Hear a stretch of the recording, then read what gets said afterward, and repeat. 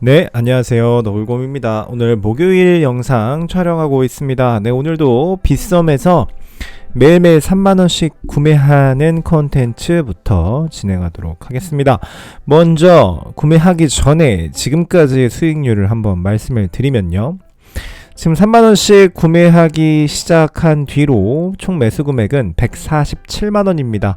오늘 3만원어치 더 구매를 하게 되면은 이제 150만원 매수가 되는 거가 되겠네요.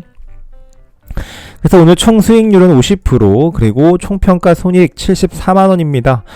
네, 비트코인 개수는 0.011개 정도 매수가 됐고, 이더리움 0.17개, 리플 558개 해서 수익률은 각각 비트코인 30%, 이더리움 53%, 리플 코인 66% 수익이 나고 있는 상황입니다.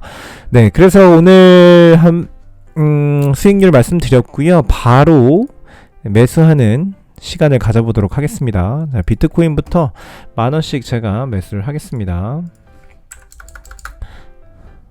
네, 비트코인 매수.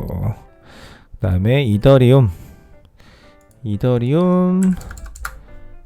매수, 그리고 리플 만원 매수했습니다. 네, 그래서 총 매수 금액 드디어 150만원 되었네요. 3만원씩 샀으니까 거의 뭐 50일 동안 꾸준히 샀다라고 볼 수가 있겠네요. 제가 여러분들한테 방송을 안 하는 날에도 평일날에 매수를 하고 있기 때문에 이 정도 금액이 나오고 있습니다.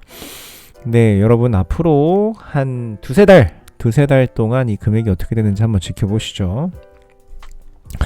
네, 그러고 있고요. 다음 뉴스로 바로 들어가도록 하겠습니다. 뉴스로 들어가기 전에 구독과 좋아요 부탁드립니다. 첫 번째 뉴스입니다. 자, 미국 텍사스주에서 암호화폐 법안 2개를 시행한다라고 합니다. 미국 텍사스주가 암호화폐, 친암호화폐인 주 중에 하나로 손꼽히죠. 여기서 보면 2개의 법안, HB4474와 HB1576 2개가 이제 시행이 된다라고 하는데요. 첫 번째, 이 HB4474는 뭐냐면 암호화폐를 상법 안에 이제 포함을 시키는 법안이고요. 다음에 HB1576, 이거는 블록체인 업계를 조사할 워킹그룹 설립을 요구한다, 그런 내용이다라고 해요. 그래서 저는 이것만 봤을 때는 블록체인 업계를 조사할 워킹그룹이다? 조사?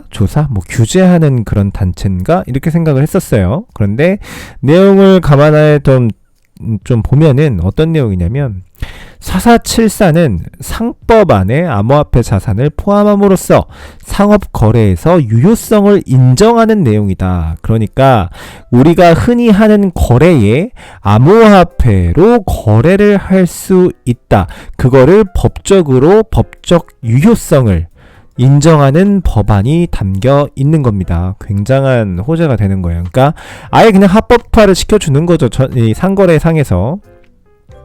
자, 그리고 또 있습니다. 두 번째는 HB1576인데 이건 이제 블록체인 워킹그룹의 책정. 그러니까 이 워킹그룹이 하는 역할은 뭐냐 하면 블록체인 어떤 업체들을 규제하거나 조사하거나 이런 게 아니라, 그 조사라는 단어가 어떤 걸 조사하는 거냐면 이 시장을 조사하는 거예요. 시장. 자, 블록체인 기업에 대해서 조사하고, 그리고 신흥 기술에 대해서 조사하고, 그리고 이 암호화폐가 가져다주는 경제성장의 기회를 조사하고, 메리트를 조사해서 우리 이 암호화폐 산업을 어떻게 활용할 수 있고 어떤 방향으로 가야 되는지에 대한 리포트, 보고 문서를 만들고, 이런 것들을 서베이라고 하죠. 서베이를 하는 그런 단체를 조직한다라는 그런 법안이 되겠습니다.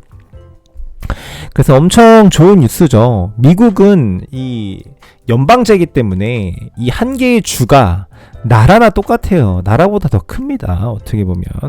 그래서 각 주의 법도 이 주마다 다 법이 조금씩 다르죠, 여러분들. 그래서 지금 이게 이 텍사스주에서 합법화가 되는 거고요. 그렇게 되면 중앙정부에서 큰 명분이 없는 한은 이걸 막을 수가 없습니다. 그거는 여러분들이 아셔야 되고요. 이 주지사가 뭐라고 하냐면 암호화폐 블록체인 기술을 높이 평가하고 있으며 텍사스는 암호화폐 영역의 리더가 될 것이다. 이렇게 이야기하는 거예요. 그죠? 그래서 굉장히 우호적으로 가고 있다, 암호화폐에. 그러니까 여러분들이 이 시장에 대해서 이제는 믿음을 가지셔야 된다. 더 이상 의심하시면 벌 돈도 못 번다. 제가 그렇게 말씀을 드립니다. 두 번째 뉴스 볼까요? 자, 이더리움 전일 대비 10%의 높은 상승세가 있다. 상승 요인은 무엇이냐라고 이렇게 뉴스가 나왔는데, 여기서는 여러 가지 이유를 좀 내놨어요. 뭐 토큰 공급량이 감소하는 네트워크 업데이트의 뭐 영향 외에 레이어 2 솔루션, 아비트럼 1의 메인넷 출신, 그리고 뭐 디파이, 뭐 여러 가지가 있습니다. 그런데 뭐니 해도 가장 핫한 것은 이 이유죠. 현재 시점에서의 이더리움 소각량이 16만 이더리움이다. 약 7,005억 원. 7,005억 원입니다, 여러분들. 이더리움 자체 인플레이션 레이트가, 인플레이션율이 원래 4%였어요. 그런데 이 지난번에 우리 런던 하드포크가 되면서 이 수수료 소각 이런 이제 업데이트가 됐죠. 그러면서 그게 이제 EIP 1559인데요. 이 도입 후에는 이 인플레이션 레이트가 4%였던 게 2%까지 감소했다라고 이렇게 전달을 하고 있습니다. 제가 판단했을 때는 이게 가장 큰 이더리움 가격 상승의 원인이다 라고 그렇게 보고 있습니다. 그렇게 된다라는 건 어떻게 된다라는 거예요? 가까운 미래에도 계속 이더리움의 상승이 계속 지속될 것이다 라고 이렇게 말을 하는 반증이 되겠죠. 다음 뉴스입니다. 자, 미국 뉴욕 시장 출마 후보자, 뉴욕을 전국에서 가장 암호화폐 친화적인 도시로 만들겠다라고 말을 했어요. 자, 미국 뉴욕 시장, 제가 얼마 전에도 이 뉴욕 시장 후보자에 대한 이야기를 했습니다. 그때 당시에는 민주당 소속의 그 뉴욕 시장 이제 후보에 대한 소개를 했었는데요. 이번에는 공화당입니다. 공화당. 자, 뉴욕시장에 출마하는 공화당 소속 커티스 슬리완은 선거운동의 목표 중 하나가 암호화폐에 집중하는 것이라고 말했다. 그러면서 이 사람이 암호화폐 ATM을 더 많이 설치하고 기업의 암호화폐 수용을 유도하고 뉴욕의 금융 포괄성을 높이는 데 주력하겠다라고 지금 공약을 걸고 있는 겁니다. 그죠? 그러면은 예전에 제가 소개해드렸던 그 민주당 소속의 에릭 아담스, 이 사람도 암호화폐의 중심 도시로 만들겠다라고, 뉴욕을 만들겠다라고 그렇게 선언을 했었는데요.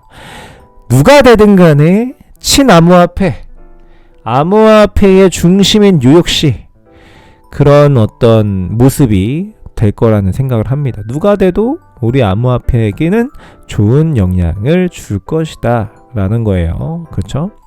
여러분들, 이런 식으로 미국의 지방자치, 그러니까 우리로 따지면 지방자치죠. 그리고 이 각 연방주들이 지금 암호화폐를 서로 유치하지 못해서 안달이 나 있는 그런 상황입니다. 점점 친암호화폐 형태를 띄어가고 있어요. 네. 그러니까 여러분들도 이런 거 보면은 안 갈래 안 갈 수가 없는 시장, 그쵸? 그거 봐주시면 되겠고요. 다음 뉴스입니다. 자, 미국 SEC 비트코인, 이더리움, XRP 내부 거래에 대한 규칙이 없다는 이메일을 유출시켰다. 실수로 그렇다라고 합니다. 제가 지난 영상에서 설명을 드렸었던 내용이 이어지는 겁니다. 이 리플에서는 이 넷번 판사한테 이제 미국 SEC 내부적으로 리플을 거래한 직원들이 있느냐, 그거에 대해서 어떤 절차로 거래를 했느냐, 직원들이 그거를 다 밝혀라 라고 이제 제출을 요구를 했어요.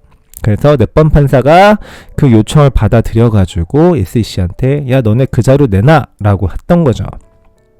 근데 그거 관련된 이메일이 유출이 됐다라고 해요. 근데 그 이메일을 보면은 SEC의 윤리사무국에는 뭐 블라블라블라블라블라 어떤 코드가 있고요. 여기에 해당하는 증권과 관련된 금지된 보유 목록을 가지고 있다. 하지만 비트코인, 이더리움, XRP는 이 목록에 한 번도 나타나지 않았다 라고 이야기를 하는 거예요. 이 목록이라는 건 뭐예요? 금지된 보유 목록. 이거는 이제 SEC 소속의 직원들이 거래를 해서는 안 되는 증권의 목록을 이야기하는 겁니다. 근데 이 거래하면 안 되는 증권의 목록에 비트코인, 이더리움, 리플은 없었다는 거고요. 그리고 금지된 보유 외에도 이제 허가를 받고 SEC 당국의 허가를 받으면 거래할 수 있는 그 증권 리스트에도 리플은 빠져 있었다라고 하는 겁니다. 그러니까 SEC는 이 살아냈던 판사한테 야 리플은 증권이야 라고 이야기하면서 내부적으로 리플이 증권이라는 어떤 규정이나 규칙 같은 게 아무것도 없다는 겁니다. 그래서 여기서 뉴스에서 뭐라고 해요? 이제 SEC는 자신들의 결정이 시장에 상당한 영향을 미치는 자산의 보유 및 거래에 관한 규칙이 없다는 것을 거의 인정한 꼴이 되었다. 즉 XRP가 증권이라고 주장하는 법원의 소송이 시작되었음에도 불구하고 보유 금지 규정에서 이를 지정하지 않아 자체 정책이 증권은 아닌 것으로 보이게 되었다. 법원한테는 XRP는 증권이다라고 이야기하면서 내부적으로는 증권에 대한 증권이라는 어떤 규칙이나 규정이 아무것도 없었다라고 하는 겁니다. 결국에는 이 재판이 기각이 되거나 합의를 보거나 그렇게 진행될 거다. 그렇게 좀 생각이 됩니다. 다음 뉴스입니다. 자, AFD 설문조사. 러시아 투자자의 77%는 금과 외환보다 비트코인을 선호한다. 엄청난 사람이죠. 자, 500명, 약 500명이에요. 500명의 러시아 투자자를 대상으로 설문조사를 했는데요. 응답자의 77%는 비트코인과 이더리움, 그리고 라이트코인과 같은 암호화폐가 가장 미래지향적인 투자라고 말했고요. 제일 이제 선호한다라고 말을 한 겁니다. 그리고 응답자의 8.8%만이 금이 최고의 투자다 라고 생각한 거고, 14%는 익숙한 국가의 통화다. 예를 들어서 달러, 뭐 아니면 뭐 엔화 이런 것들. 그리고 이 전체 응답자에서 23%만이 암호화폐를 사용한 적이 없다.